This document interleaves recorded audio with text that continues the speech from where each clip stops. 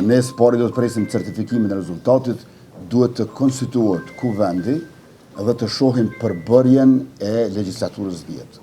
Pra duhet të shohim përbërjen e legjislaturës 10 dhe më pastaj të hecim tutje, por ashtu siç kam thënë, sot është dita e fundit e vitit, 2025, shpejt do të takoj presidenten Osmani dhe duhet të bisedojmë një herë bashkë për rrugën përpara. Por ju e keni parasysh që një herë është konstituimi i kuvendit, pastaj është formimi i qeverisë dhe vetëm më pas është zgjedhja e presidentes apo presidentit të ri.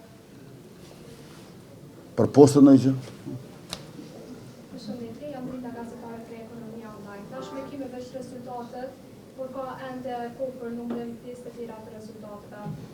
A keni në plan me kënd keni me bashkëpunu, apo nuk keni për ende ndonjë plan? Nuk kam ndonjë gjë tre për të thënë. Rezultati është më i qartë se asnjëherë më parë. Ne kemi pritur që do ta tejkalojmë rezultatin e 9 shkurtit si vjet, por duket që po e tejkalojmë edhe rezultatin e 14 shkurtit të vitit 2021. Bllokimet në konstituimin e kuvendit dhe pengesat për formimin e qeverisë së re tashmë janë inekzistente.